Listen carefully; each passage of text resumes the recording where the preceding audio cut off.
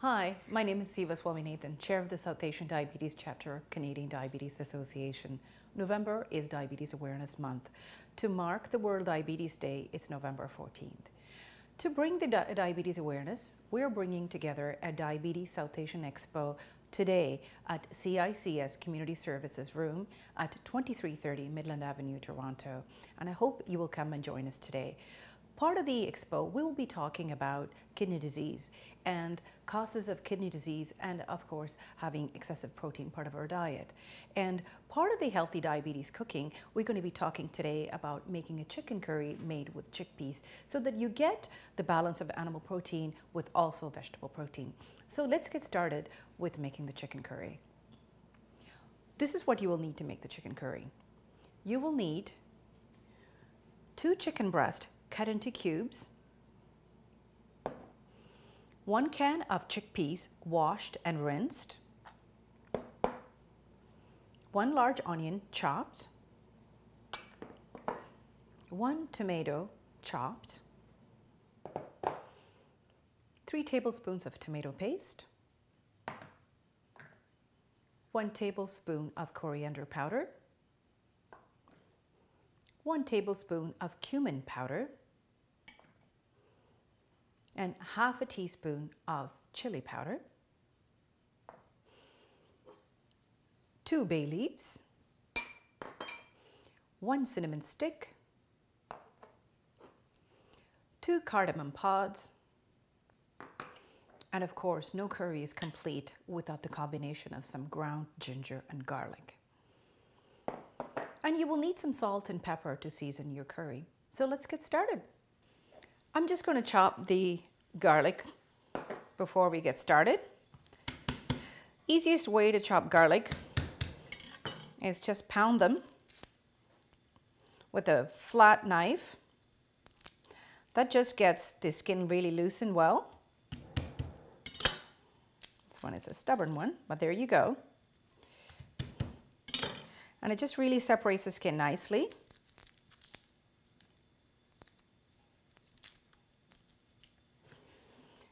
I'm just going to cut the edges.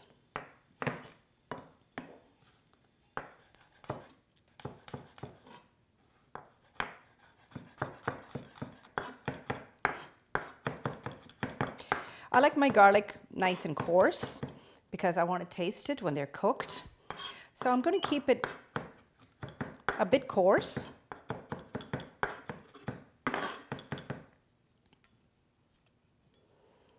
So when it's cooked, it has a really nice flavor.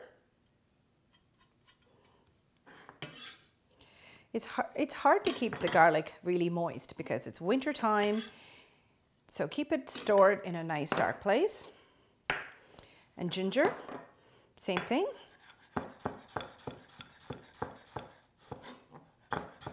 Sometimes it's a good idea if you can make them into a little paste, store them in the freezer, then they come really handy when you have to cook.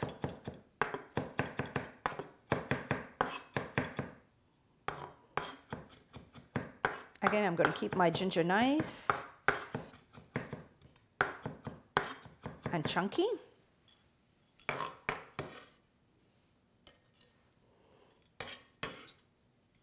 Okay, our ingredients are ready, so we're going to put the curry together. Before we get started, I'm just going to pound the cardamom pods to get the seeds out. That's what really gives a flavor to the curry. So I'm just going to use a mortar and pestle to extract the seeds. So our cardamom powder is ready, and we're going to get started. So let's get started. To get our chicken curry started, I'm just going to turn the stove on, and I'm going to heat my pan to really high heat because we want to heat the oil. So for this recipe, I'm just going to add about half a tablespoon of healthy oil again, because for South Asian cooking, it's really good to have an oil that can stand a high smoke point. And canola oil is a really good combination for that. So I'm just going to add about half a tablespoon and bring it to I'm just going to heat it up. And as you can see, the nice legs on it, so it's nice and hot. I'm going to add my onion.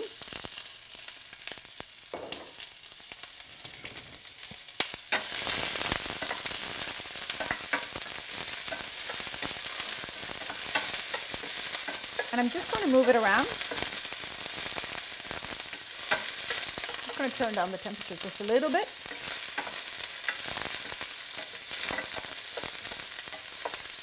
Okay. I'm going to add my bay leaves and cinnamon and my ginger and garlic. It's always a good idea to add them after the onion's been added so that garlic doesn't burn.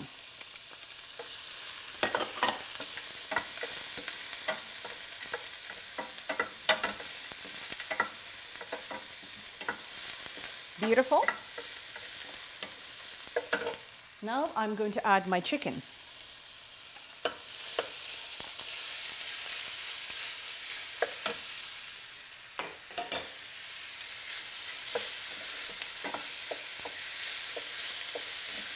Don't worry if the chicken sticks because it's the protein. It'll get all loosened up.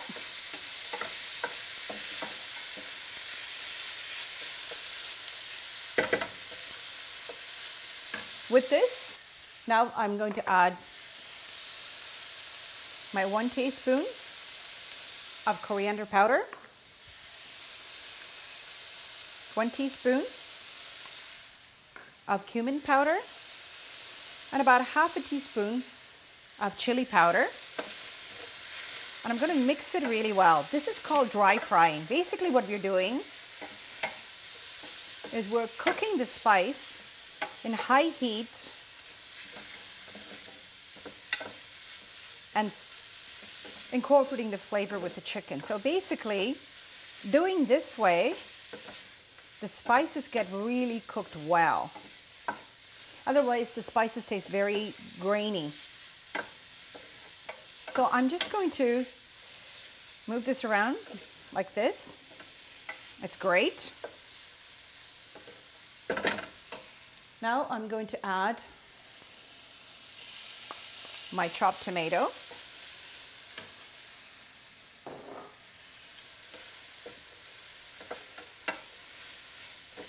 Again, as you can see, we haven't added any liquid or any salt. So basically everything is just getting cooked in this heat, which is great because it's making use of the maximum heat that is available to it right now before we bring the temperature down when we add the liquid. Great. Now I'm just going to add the chickpeas. Again, you know, I want to talk about this recipe, the versatility of this recipe, because we're using the chickpeas with the chicken. It cuts down on the amount of protein you're eating so that it's a healthier way to eat protein, because we don't need a lot of animal protein every day. We only need about 70 grams per serving.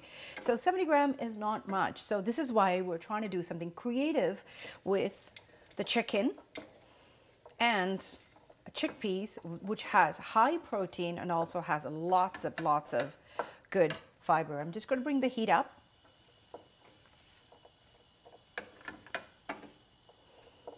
Great. Now I'm just going to add about 3 tablespoons of tomato paste. The tomato paste is going to give a nice color and it's going to give a little bit of a gravy.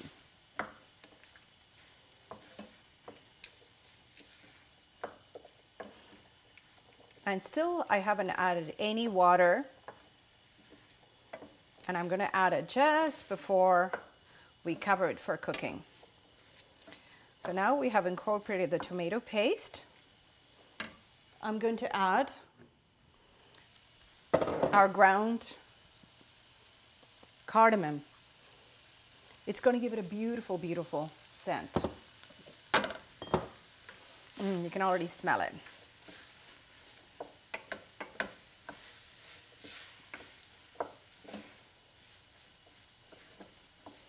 And I'm just going to add about half a teaspoon of fresh ground pepper.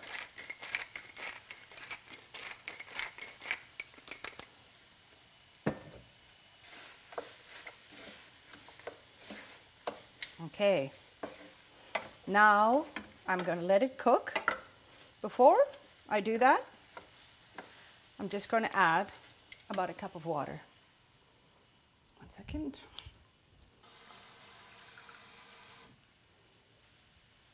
I'm just going to add a cup of water.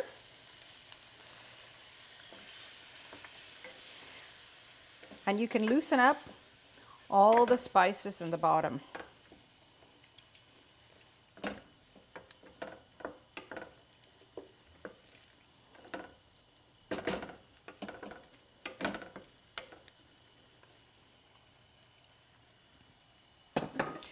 Now, you can see it's boiling because it's all the bubbles, so it's come to a boiling stage. Now, at this time, what we'll do is reduce the heat, cover it, and let it cook for about 25 minutes.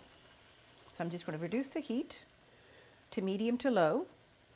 I'm just going to cover it. Our curry is almost finished, so I'm just going to add some chopped coriander.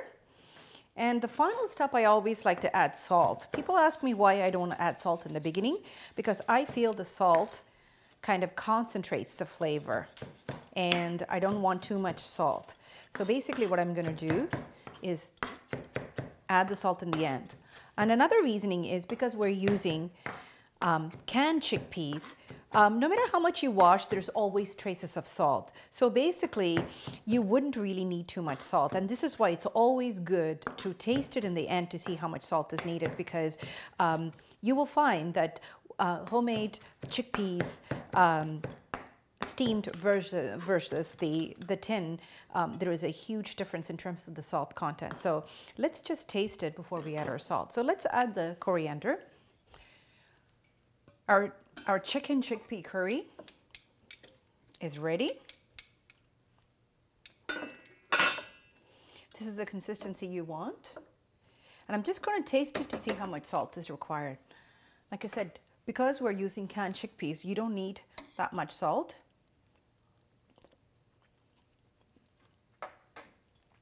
It has already a fair amount of salt, so I'm not going to add that much. I'm just going to add maybe just about a half a teaspoon.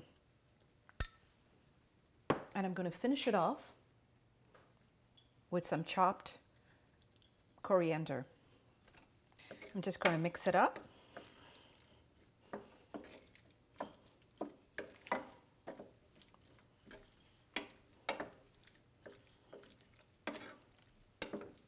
Our curry is ready. Now let's plate it.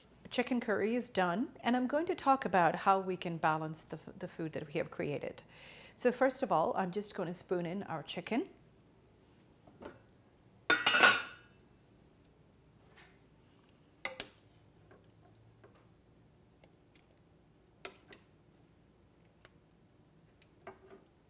And I'm going to finish it off with the salad we have made.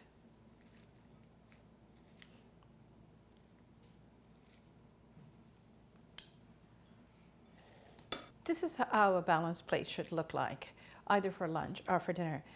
In this plate, we have brown rice that's been cooked with turmeric and cumin.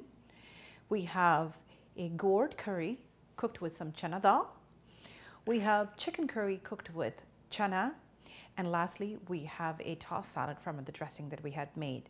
And with some yogurt, this is a balanced lunch or dinner from the guidelines of Canadian diabetes. So this is a great way to balance your protein, your carbohydrate, and get your vegetable serving. Please come today to the South Asian Diabetes Expo. The event is happening at CICS Community Centre at 2330 Midland Avenue, Toronto, Ontario. For information, please call 416-408-7140, and we look forward to seeing you. And I'm Siva Swaminathan, and thank you.